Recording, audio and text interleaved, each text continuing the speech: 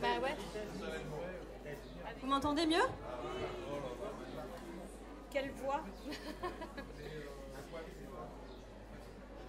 Non, c'est bon. Je pense que c'est bon, non? Ouais, je vais pas...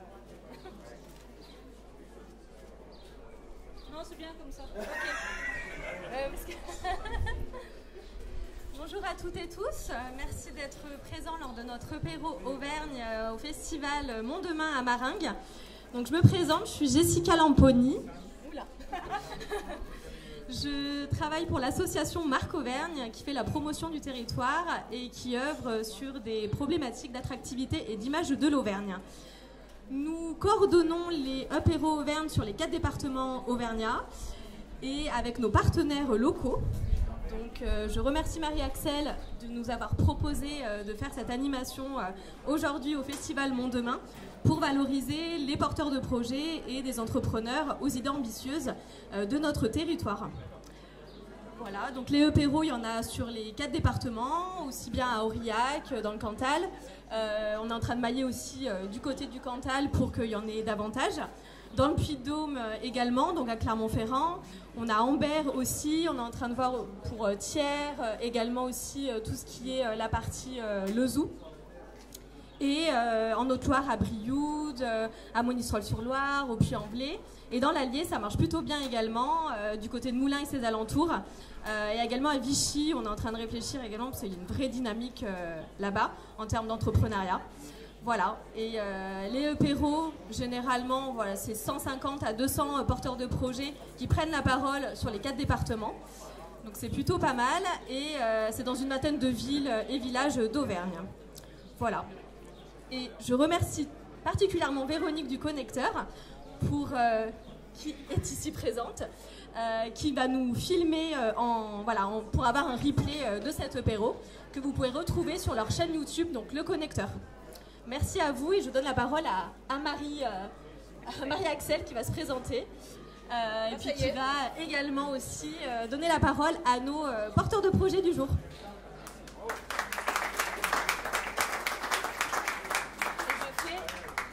Et je fais le maître du temps. Voilà. Ah, moi, j'ai pas de chrono, moi. 3-4 minutes. Moi aussi? Non. J'ai pas prévu de parler 3 minutes. Donc, je suis Marie-Axel Dutour. C'est moi qui organise le festival Mont Demain. Je suis ravie de vous accueillir. Je remercie Marque Auvergne et Le Connecteur, que je vous invite à suivre. Donc le apéro, c'est le premier qui a lieu à Maringues, mais on a l'intention d'en faire d'autres pour valoriser toutes les initiatives qui ont lieu à Maringues et autour de Maringues. 2 petits mots sur le festival. Donc le festival est là pour rassembler tous ceux qui ont envie d'agir pour un monde plus durable et plus solidaire. On a une approche un petit peu particulière parce que on mise à la fois sur le développement personnel, le développement durable et le développement collectif. Donc vous avez des espaces différents avec ces 3 thématiques. Et dans le développement collectif, l'idée c'est de mettre en valeur toutes les initiatives locales inspirantes sur le territoire. Et il y en a plein. Donc c'est chouette. Donc aujourd'hui on va recevoir 5 pitchers. Alors nous avons Lucille de Utopaille, qui est ingénieure en bâtiment et artisane spécialisée en isolation écologique, enduit, terre et chaud et peinture naturelle. Elle anime le réseau Auvergnat avec un collectif d'artisans locaux. Je ne sais pas où elle est, mais... Elle est trop près. Voilà. On a Betty qui va intervenir pour présenter Minute Papillon, une marque engagée de produits cosmétiques naturels. Son but est de proposer des produits sains et éco-responsables destinés à toute la famille. Charline, qui est là-bas, qui va nous parler de l'Uniki et sans doute pas mal d'Ikigai, hein, si je ne me trompe pas. On a Christine Coinon qui va nous parler du collectif Recré, le repère créatif du réemploi.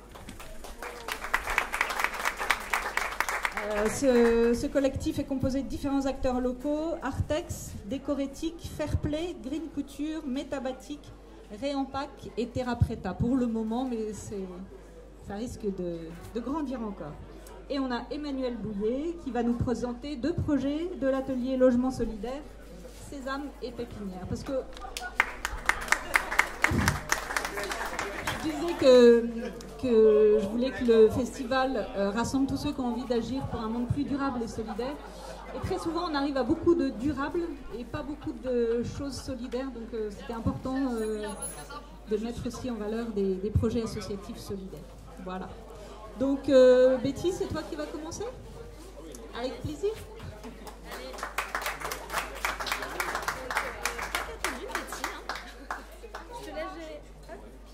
Bonjour. Donc je pense que je ne prends pas beaucoup de risques en disant que parmi vous, vous avez tous des enfants, que ce soit vos enfants, vos petits-enfants, neveux, nièces, filleuls, que sais-je, les enfants des voisins. Et ces enfants sont déjà venus un jour vous solliciter pour vous vendre des chocolats industriels afin de récolter des fonds pour financer leur voyage scolaire. Ben oui, moi aussi, ça m'est déjà arrivé. En mars 2021, mes enfants qui arrivent avec leur catalogue de Madeleine Bijoux, pour pas les citer, et je me retrouve donc à acheter des madeleines industrielles, donc du sucre, au passage une drogue pour les enfants, emballées dans des plastiques individuels. Et là, je me suis dit non, c'est pas possible. Et là est née l'idée du projet Minute Papillon. Donc, je me présente, je suis Betty.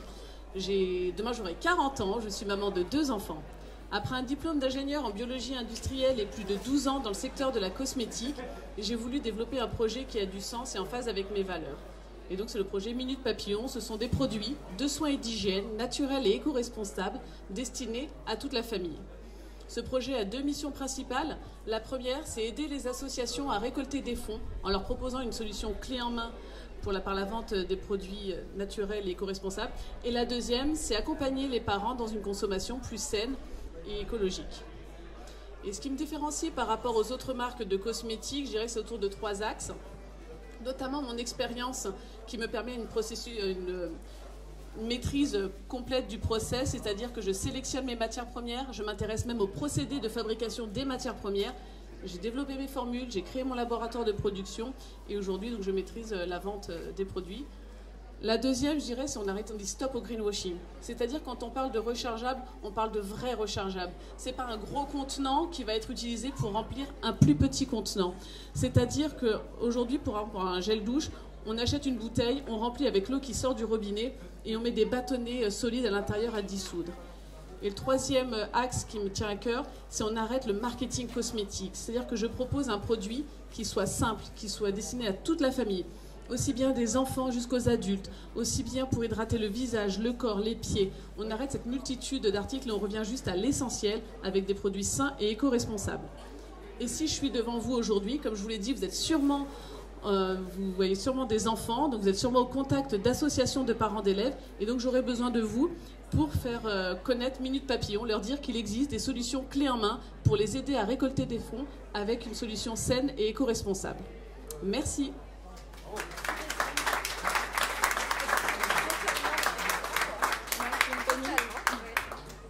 Si vous avez des questions pour Betty, c'est maintenant.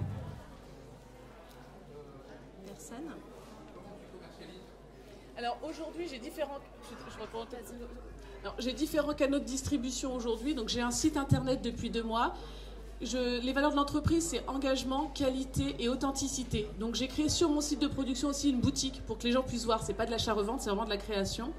Je fais des marchés et je suis sollicitée un peu par les pharmacies. Et surtout, voilà, ce que j'aimerais, mais ce qui me tient à cœur, c'est de commercialiser par les associations de parents d'élèves. Je leur donne un catalogue, accompagné d'un bon de commande. Ils diffusent à toute l'école. Ils font une commande groupée et ils ont comme ça une rétribution en plus sur la vente. Merci. D'autres questions? Moi, j'en ai. Vas-y, Véro. Le principal besoin aujourd'hui, la prochaine échéance? Moi, j'ai besoin de me faire connaître parce qu'aujourd'hui, j'ai les produits, je sais qu'ils sont bons, j'ai le retour d'expérience là-dessus et aujourd'hui, j'ai juste besoin de me faire connaître, voilà, qu'on parle de ma marque et, voilà. Dans vos pharmacies, dans vos associations. Oui, et là, tout ça, oui.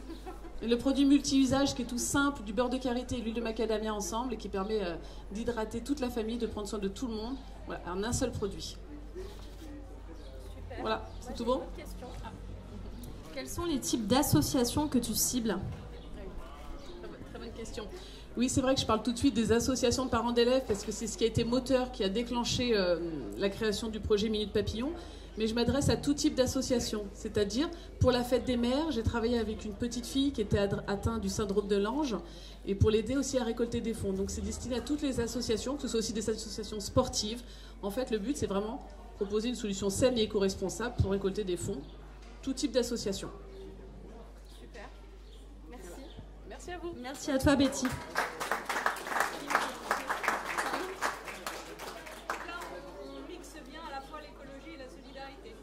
Totalement. Je vais donner la parole à Charline.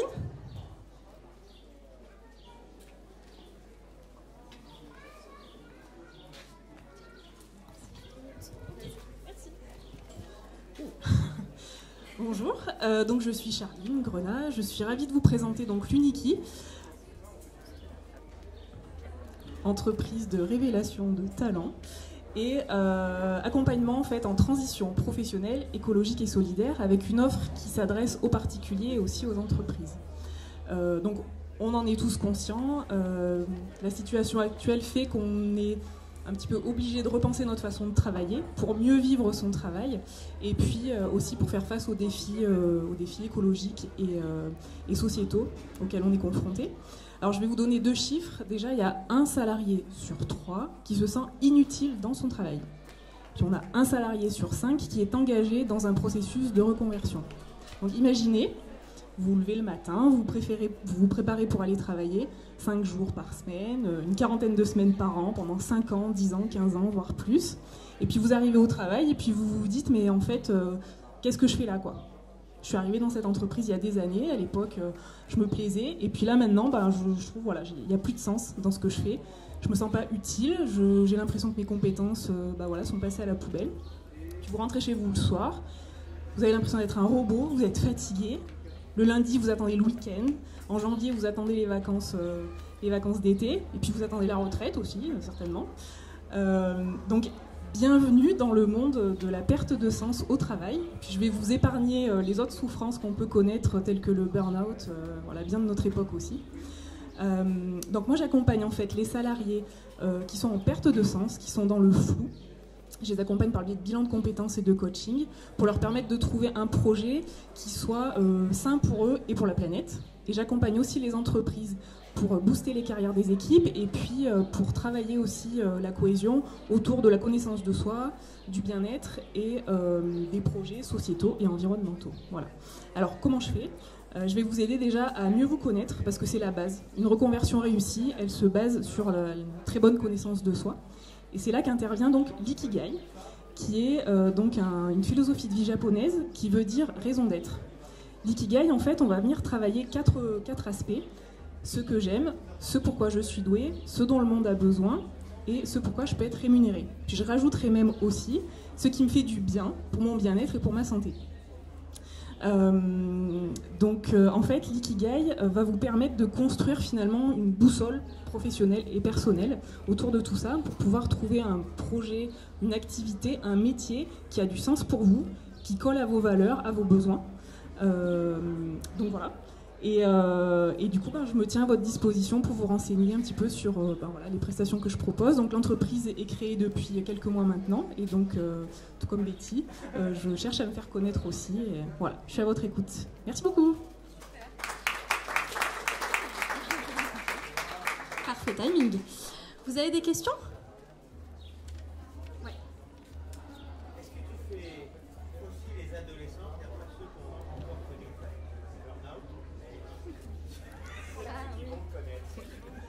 Alors effectivement, j'ai fait une formation aussi sur l'orientation scolaire. Donc là, tout de suite, je m'adresse essentiellement aux adultes, mais j'ai effectivement prévu de faire des ateliers plus orientés ados, même sur l'année prochaine au festival aussi, pour les ados, quoi. J'aimerais bien, oui. C'est le but aussi pour travailler l'orientation. Alors le l'ikigai est un petit peu différent, pour les ados, on ne pose pas les mêmes questions, mais en tous les cas, c'est un super outil aussi à partir de 12, 13, 14 ans, c'est un super outil aussi.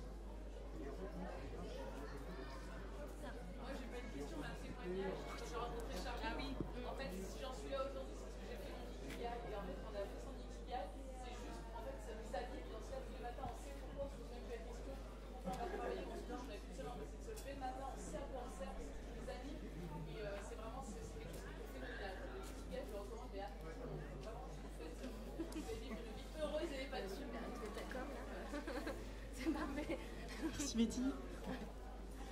Moi, j'ai une dernière question. Tu interviens aussi dans les entreprises? Donc là, je vais intervenir. Donc, j'ai fait une intervention donc, en entreprise pour travailler un petit peu l'ikigai d'équipe. On peut travailler l'ikigai d'entreprise pour trouver la raison d'être de l'entreprise aussi. Et ce qu'il y a de bien, c'est qu'on peut l'adapter aussi à la demande de la structure. Hein. Donc, on peut intervenir sur donc, les talents, sur tout ce qui est parcours professionnel, dynamisation de parcours professionnel pour travailler les évolutions aussi en interne. Donc voilà, c'est un outil qui est super personnalisable, adaptable et qui a vraiment du sens pour le coup. On peut te contacter comment? Alors, vous pouvez me contacter par mail, sur les réseaux sociaux aussi. Donc c'est luniki, LUNIKI.orientation@gmail.com. Et j'ai aussi une page LinkedIn au nom de Charline Grenat, Grenat, et une page Instagram, Luniki Orientation aussi. Voilà.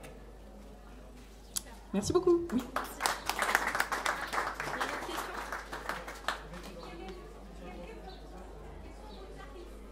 Les tarifs, très bien. Alors, je propose, donc, je fais des bilans de compétences qui sont éligibles au CPF. Donc, le premier tarif, on est à 1 900 €. Donc, il est éligible au CPF. C'est le bilan de compétences classique, c'est juste qu'il est aussi basé sur l'ikigai, en fait. Sur le coaching ikigai, qui est un peu différent, c'est sur trois séances de coaching avec accès à une plateforme en ligne. On est sur un tarif de 450 €. Voilà. Et donc, ça permet de trouver un métier, un projet. Voilà, l'accompagnement est complet, quoi. Et après, en entreprise, c'est en fonction de la durée et de la prestation. Merci. Merci à toi.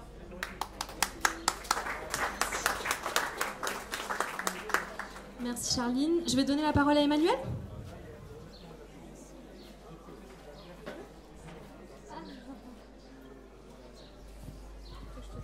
Non, regarde, hop, je le mets là.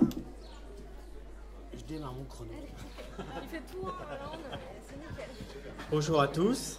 Donc Emmanuel Bouillet, et puis je viens vous présenter un petit projet qui concerne les familles. Mais d'abord, est-ce que Maringue est là aujourd'hui?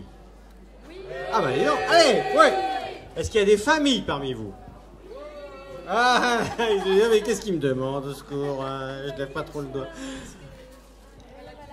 Ouais, parce qu'on recherche des familles. Voilà, je vais vous expliquer pourquoi, mais on recherche des familles. D'abord, on recherche des familles pour accueillir des mineurs non accompagnés. Qu'est-ce que c'est ce truc? Alors, c'est des jeunes. Aujourd'hui, on les appelle les mineurs non accompagnés, des MNA. Avant, on les appelait les mineurs isolés étrangers, les MIE. Bon, mais en fait, ce sont des enfants qui ont fait le choix de quitter leur pays et de venir chez nous pour trouver un avenir, tout simplement, pour pouvoir vivre de leur passion, pour pouvoir avoir un avenir, pour pouvoir avoir un débouché dans la vie. Et leur spécificité, c'est qu'ils sont mineurs, donc ils ont moins de 18 ans, et ils n'ont pas de famille ici. Ils ont de la famille là-bas, peut-être, mais ils n'ont pas de famille ici.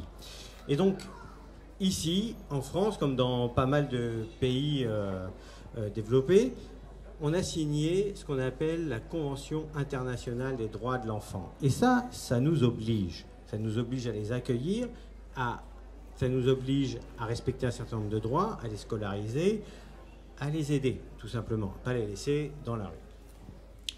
Et aujourd'hui, ces enfants, il y en a à peu près un peu plus d'une centaine dans le Puy-de-Dôme qui sont hébergés à l'hôtel. Alors, vous allez me dire, ils sont hébergés, c'est déjà bien. Ouais. Sauf que l'hôtel, c'est pas exactement ce qu'il leur faut. Parce que l'hôtel, il y a d'autres types de clients dans l'hôtel. Et mineurs et autres clients, des fois, ça va pas trop bien ensemble. Et puis, c'est difficile d'avoir un accompagnement de qualité, de développer un accompagnement de qualité dans les hôtels.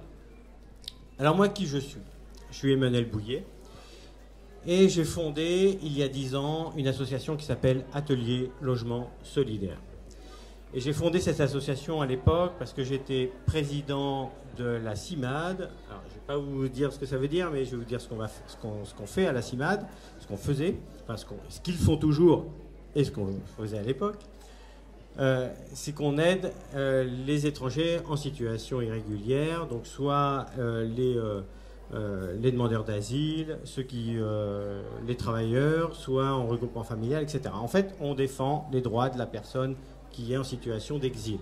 Ça, c'est le truc de la CIMAD, parce que la CIMAD, elle s'est fondée il y a 80 ans maintenant, pardon.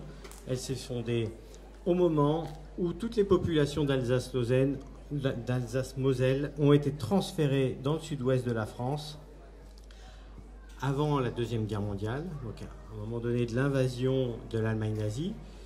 Et ces mouvements-là se sont organisés pour pouvoir organiser l'accueil. Et cet accueil, cette tradition d'accueil perdure encore. Et aujourd'hui, on accueille, on organise l'accueil, on est toujours engagé dans l'accueil des gens qui sont en situation d'exil.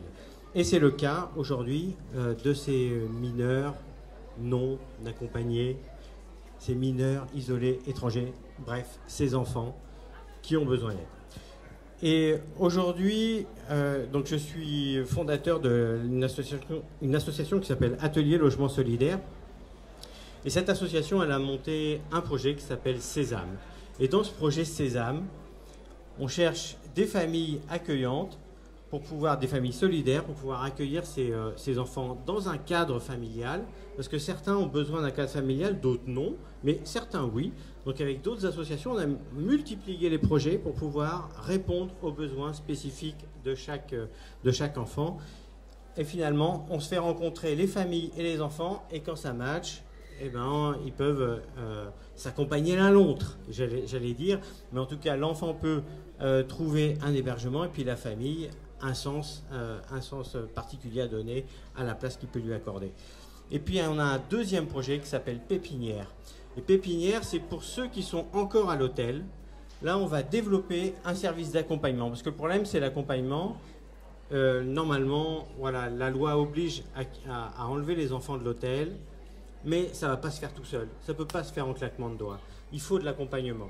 Donc nous, on va monter un certain nombre de projets pour accompagner ces enfants, voir leurs droits, voir leurs compétences aussi. Ça, c'est ce qui vraiment nous intéresse. C'est-à-dire faire en sorte de voir comment ils peuvent développer leurs capacités, leurs compétences pour pouvoir faire leur place ici ou ailleurs, suivant là où la vie les emmènera.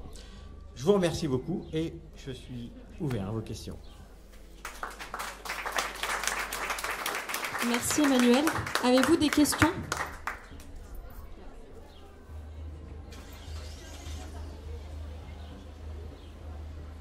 Alors, l'idéal absolu, c'est Clermont, mais enfin, en vrai, on cherche partout. Parce qu'en fait, Clermont, c'est pas forcément pour nous, c'est pour les jeunes, quoi. Les jeunes, ils aiment bien être avec leurs copains, etc. Et puis, c'est vrai que quand on a en dessous de 18 ans, ben, on aime bien, on est attiré par la ville. Mais on a des familles partout sur le territoire.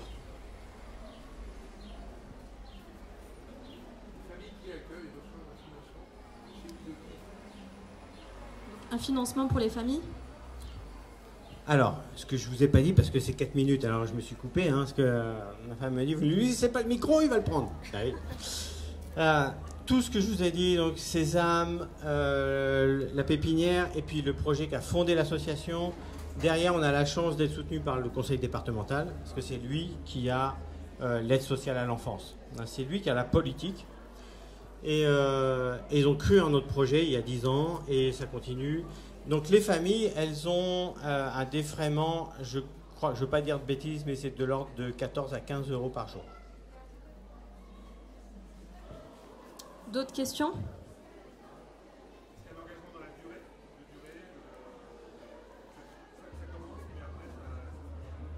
Est-ce qu'il y a un engagement dans la durée ? Alors il y a 2 types d'engagement. Il y a l'engagement effectivement dans la durée, mais en même temps, rien n'est immuable et gravé dans le marbre. C'est effectivement, si vraiment ça ne matche pas entre la famille et l'enfant, évidemment qu'on ne va pas faire perdurer une situation conflictuelle. Mais il y a 2 types d'engagement. Un accompagnement ou un hébergement périn sur le long terme, et puis un qui va être plus sur les week-ends ou les vacances. On appelle ça les familles relais. C'est-à-dire qu'ils prennent le relais de familles qui hébergent. Parce que des fois, bah oui, on a besoin de temps familiaux, de se retrouver en famille, et voilà. Si vous voulez en savoir plus, il y a un petit temps ensuite, un petit goûter réseautage, et vous pourrez poser toutes vos questions à Emmanuel. Merci Emmanuel. On va passer à Lucille.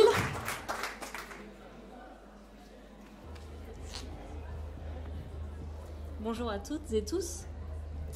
Moi, je viens vous parler de bâtiments, d'éco-construction plus précisément. Donc, je suis Lucille Wenger, je suis ingénieure bâtiment durable de formation. J'ai créé, on va dire, mon métier parce que je ne trouvais pas chaussure à mon pied dans le bâtiment conventionnel. Et donc, je me suis aperçue depuis de nombreuses années que le domaine de la construction n'était pas vraiment cohérent en lien avec l'ikigai des gens aussi, hein, le fait d'avoir du sens dans ce que l'on peut réaliser, en lien avec les ressources disponibles, en lien avec les besoins des habitants, les consommations énergétiques et aussi la durabilité de ce que l'on peut construire. Moi, j'accompagne les particuliers et aussi les professionnels indépendants dans la rénovation et la construction. J'interviens aussi dans les établissements d'enseignement, les universités, les écoles primaires et les collèges. Donc ça, c'est une volonté de ma part. Tout n'est pas encore en place, mais ça ne devrait tarder. Aujourd'hui, voilà, c'est très important pour moi d'être à la fois dans le durable et dans le solidaire. Vraiment de tisser un lien entre les habitants et les gens qui réalisent, qui sont sur le chantier, en chantier et en conception, puisque je viens à la base du domaine de la conception plutôt. Moi, j'ai découvert le chantier au fil de mon expérience, en fait, avec les personnes que j'ai pu rencontrer. Et j'ai vraiment compris qu'on peut être expert dans ce que l'on préconise si on est sur le terrain aussi. Et c'est parfois le manque que l'on a dans les domaines de la conception aujourd'hui. Si je zoome un petit peu sur les matériaux que j'utilise au quotidien, c'est en lien avec les ressources locales sur le territoire auvergnat. Donc je vis dans la plaine de la Limagne, alors tout de suite peut-être que vous penserez à la botte de paille. Ça, c'est un matériau qui est très performant en isolation, qu'on utilise en différentes techniques. Je vais utiliser aussi la terre crue. Alors la terre, donc aujourd'hui c'est un déchet, c'est en lien avec surtout les métiers du terrassement. Ces personnes-là qui vont mettre la terre en déchetterie. Aujourd'hui, on peut la réutiliser, la réexploiter pour en faire une richesse et l'utiliser dans des enduits, dans des dentelles, dans de l'isolation liée à des fibres notamment. J'ai bien sûr parlé du bois, je pense qu'on est dans le Massif central, donc ça va de pair. Et puis le gros enjeu aussi aujourd'hui, c'est la rénovation des passoires thermiques. Donc c'est des bâtiments qu'on a construits il y a peut-être 30, 40, 50 ans et aujourd'hui on se rend bien compte que les isolants ne sont plus non plus leur propriété actuelle. Donc l'idée c'est de ne pas refaire la même erreur, de ne pas réutiliser les mêmes matériaux et d'aller sur du biosourcé ou sur du réemploi avec des propriétés qui vont perdurer dans le temps et des bâtiments de raisonner à des échelles beaucoup plus longues en fait, à long terme, pour ne plus avoir à redépenser des sommes parfois quand même assez conséquentes et de maintenir ce confort dans la durée. Donc c'est la construction paille, la rénovation écologique, j'accompagne aussi en rénovation et on est sur des bâtiments qui peuvent durer parfois plus d'un siècle. Vous connaissez le Pisé qui se trouve autour de nous, c'est des bâtiments qui sont là depuis parfois 200-300 ans. Donc c'est de respecter ces habitats et de respecter l'être humain et la nature. Si je peux parler des besoins aujourd'hui, peut-être des partenariats, je peux aussi travailler avec des associations d'insertion. Il y a aussi beaucoup de jeunes qui me sollicitent, qui veulent découvrir les métiers de l'éco-construction, à la fois architectes, ingénieurs, des maçons, des charpentiers. Donc c'est aussi d'avoir suffisamment de chantiers de travail pour pouvoir les insérer sur ces métiers-là. Et de transformer aussi les métiers actuels de la maçonnerie, notamment il y a des maçons qui veulent utiliser la terre. Voilà, je crois que j'ai à peu près fait le tour, merci. Merci Lucille. Est-ce que vous avez des questions ?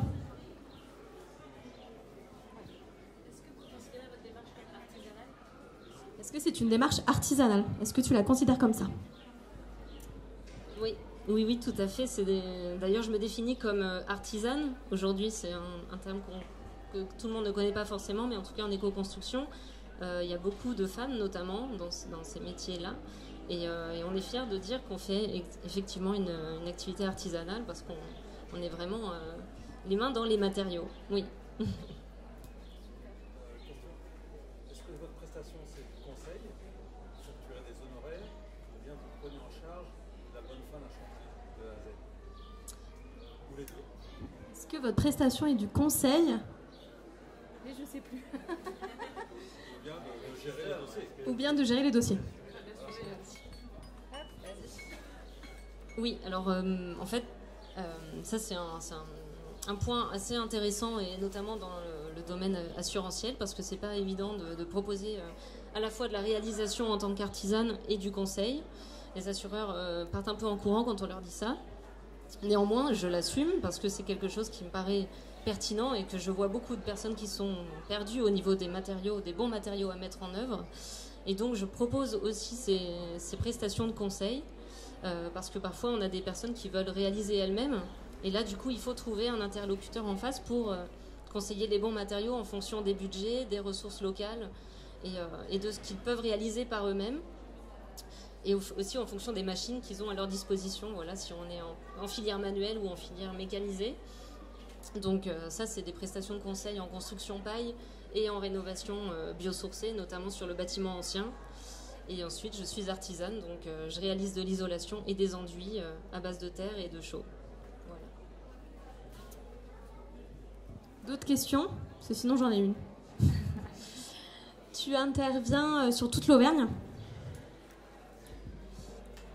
Alors, en conseil, j'interviens même parfois au-delà de l'Auvergne, en fait, puisque du coup, ça peut se faire avec des rendez-vous de temps en temps, mais c'est un travail plutôt de conception. Et après, sur les chantiers, donc on a un collectif où on peut tout à fait prendre des chantiers dans le Puy-de-Dôme et Allier, Haute-Loire, un petit peu Cantal. Et après, sur des chantiers un peu plus éloignés, si le chantier nous intéresse fortement et qu'on voit qu'il y a un savoir-faire spécifique, on peut intervenir un petit peu plus loin, ça s'organise, mais c'est possible. D'autres questions? Et puis après, on enchaîne.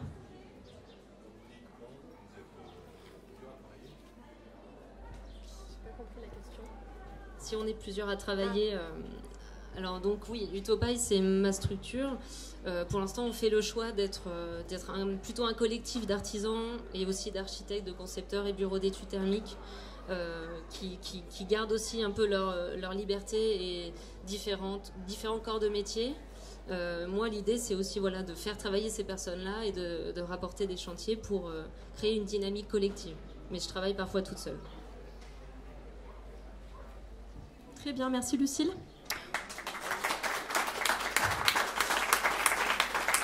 On va passer à notre dernière pitcheuse du jour, Christine.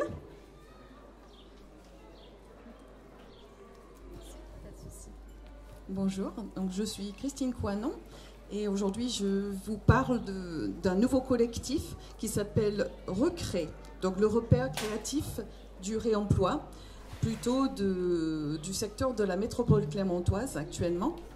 Alors, on représente 7 structures et citoyens qui sont déjà des acteurs dans le domaine du réemploi. Nous avons par exemple Décorétique, Marie et Karine. Alors, on a un stand derrière ici, juste à côté en fait de Lucie. Et vous pouvez aller voir de plus près. Chez Décorétique, c'est une approche donc, de décoration d'intérieur et d'architecture d'intérieur en utilisant de l'éco-conception. Le projet Fairplay, c'est une ressourcerie d'articles de sport qui a été lancée très récemment, qui bénéficie tout de suite d'une petite boutique dans le centre Jaune 2 à Clermont. Nous avons Green Couture, qui est alors, Fairplay et Green Couture, ce sont des structures aussi qui font de l'insertion professionnelle. Green Couture est situé à Landes et ils sont comme le nom l'indique, dans le domaine de la couture et du recyclage en fait des textiles. Métabatic est une association qui remet en circulation les matériaux du BTP, donc du bâtiment. Ils sont situés à côté de l'incinérateur, juste derrière le Val d'Homme, du côté de Cournon. à côté de Clermont. Et puis nous avons Réempac, qui est donc une structure qui crée des emballages logistiques à partir de chutes de l'industrie pour emballer en fait les produits qui se transportent sur palette, pour ne pas avoir du plastique qui est jeté après un seul usage. Nous avons donc aussi un des cofondateurs de l'association Terra Preta, qui gère donc des projets dans la biodiversité et de compostage sur Clermont-Ferrand et les alentours. Donc Aurélien représente, voilà, il est dans le collectif plutôt en tant que citoyen.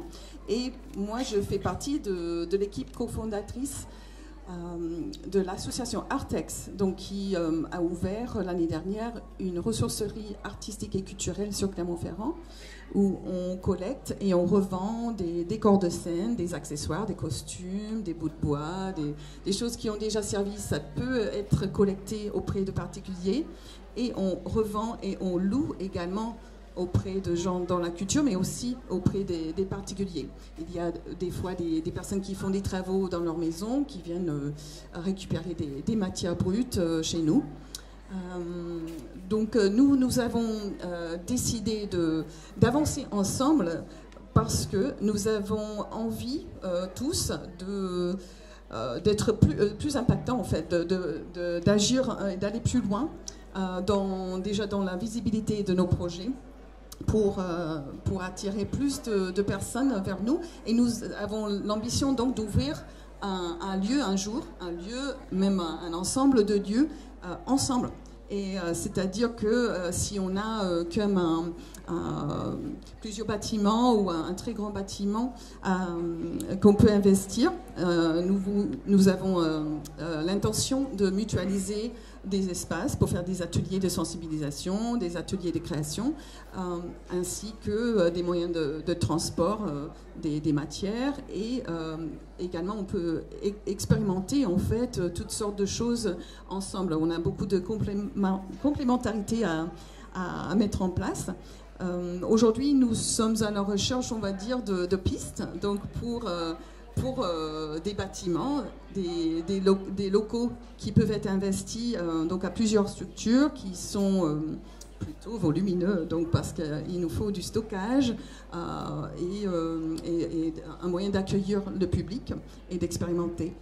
Nous serons aussi à la recherche de bénévoles pour aider dans nos différentes structures et pourquoi pas aider avec ce nouveau collectif. Nous n'avons pas encore créé une association au nom du collectif, mais on est en train d'étudier des statuts pour pouvoir créer cette association à la rentrée.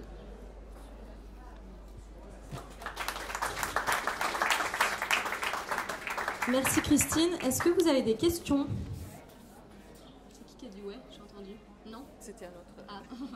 Personne. Moi j'en ai une. Je voulais savoir si vous avez prochainement prévu d'accueillir d'autres structures. Alors, on est complètement ouvert, c'est clair, à la discussion pour intégrer d'autres structures dans le collectif.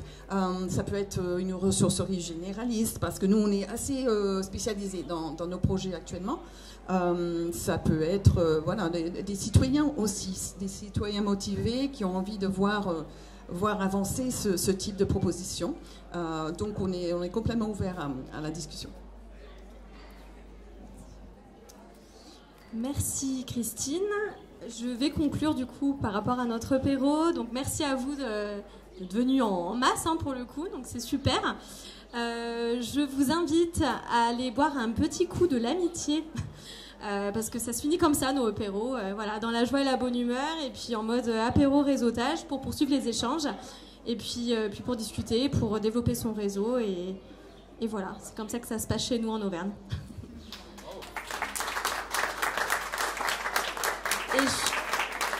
Et je rajouterai donc, que pour avoir accès à l'agenda de nos apéros Auvergne, vous pouvez vous rendre sur notre site internet, donc epero.fr, ou suivre notre actualité et les apéros qu'on partage sur les réseaux sociaux, notamment sur Facebook, donc le Facebook de la marque Auvergne, donc Auvergne Marque. N'hésitez pas à nous suivre et restez connectés. Voilà. Merci à vous. Merci à vous.